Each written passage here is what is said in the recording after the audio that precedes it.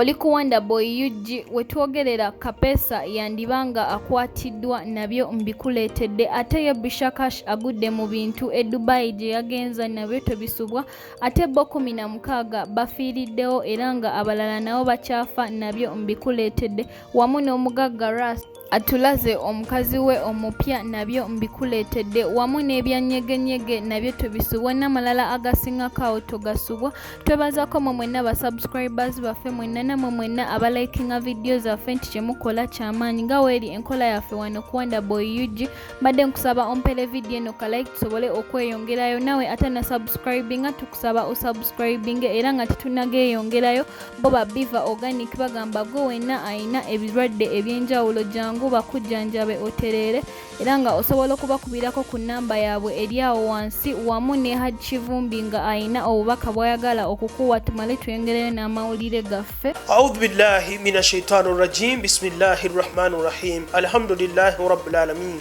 Assalamu alaikum wa rahmatullahi wa barakatuh. Gwe ali ku mukutu guno gwola basimulala ye Haji Sulaimani Kivumbi omusomi w'eddwa kola ku bizibu by'abantu ebyenjawulo omuli ebizibu ebya business endwadde eziganya okuwonesa tegerekeka. Kitalo bambi abantu 16 bafiiriddewo era abantu 10 be bakyanoonyezebwa olw'enkuba esiiba etonnya ennaku zino Kasese bambi erese abantu bangi nga bafu era wetwogerera essaawa zino family nnyingi zo ziri maziga olw'ensonga abantu baabwe abamu tebalabika era abantu ab'enjawulo bambi bo bavuddeyo ne bagamba nti kituufu bano abantu bo beetaaga buyambi era katusabire emyoyo gy'abo abafudde omukama agiramuze ekisa ne family z'abo abafudde abagumye. Ate ebyo nga tubitadde ebbali yo festival ya nyegenyege era nga eno ebeerawo buli mwaka ejjinja kyo kigambibwa yabadde esaziddwamu parliament olw'ensonga ez'enjawulo bo ze babadde boogerako nti zityoboola ebitiibwa ate ddyo olunaku olwaleero bavuddeyo aba parliament bennyinnyini ne bakakasa nti kituufu eno festival egenda abeerawo era nga kigambibwa ba foreigner 1,000 be bakagula tickets era ye minisita Nabbanja avuddeyo n'agamba nti bo tebasobola fiirwa ezo zonna ssente ba foreigner ze baleese era nawe ngena bikuwa obyewulireko nga ye minisita abyeyogerera tumale tweyongereyo n'amawulire gaffe amalala. Olukiiko lwe tufunye olwaleero olubaddemu ebitongole ebyenjawulo tusazeewo ne ba organizers tusazeewo nti omukolo oba nyegenyege ejja genda mu maaso olw'okuba bamaze ebbanga ddene nga bateekateeka ate abantu abamu abagenyi ab'enjawulo abava mu nsi zonna olwedde bamu baatuuse dda mu ggwanga. Ekirala nti Uganda n'ensi zonna nga bwe muzimanyi zibadde ziri mu lockdown and therefore tutunulira guno ng'omukisa economy recoveringa naye ne tuteekawo enkola egenda okugobererwa okurestrictinga abantu obutakoleramu byambyoni nga bwe mulaba bwe tutera okukola omukolo gw'ennamugongo bwe tukola gino nagiri kale babeeko ebigobererwa obutamala galeka kintu ne kibeera open buli muntu n'akola kyayagala nga bwa ebiswaza eggwanga tetujja kubikkiriza era tusazeewo okuttaanya enkolagana yaffe ne sipiika ne parliament ate n'okubannyonnyola lwaki nga gavumenti tutuuse ku kino era tusazeewo tufuna ttiimu saawa zino egenza okukwatagana ne parliament.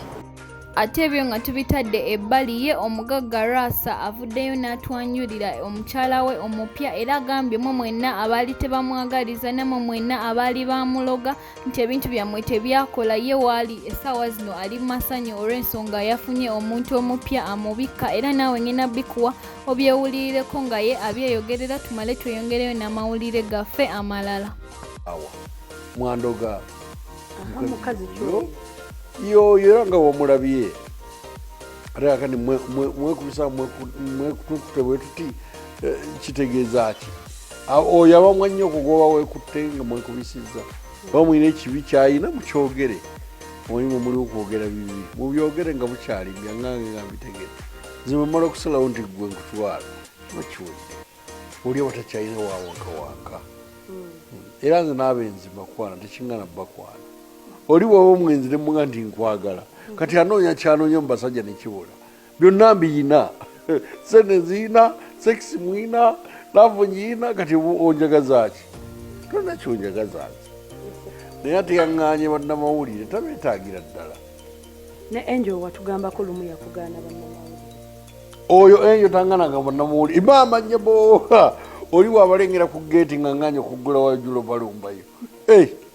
otomwogerako emikolo gyaddi omufula ddi official ogenda mute 29 awo mujja mujje mwezi ki ogwa 10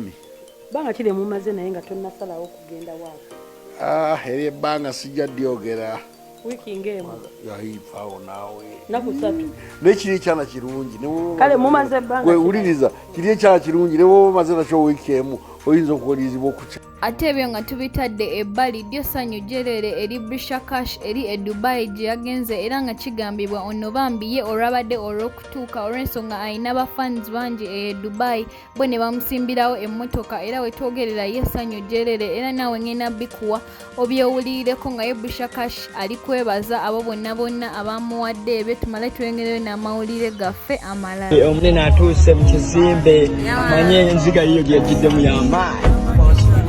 nenga ndi wanene wanaenze kimukozo simanyi nakumanya nenga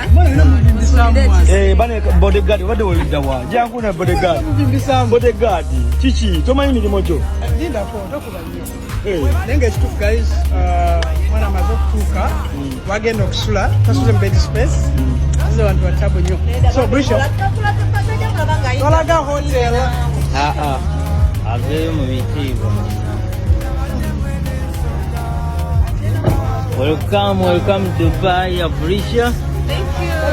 thank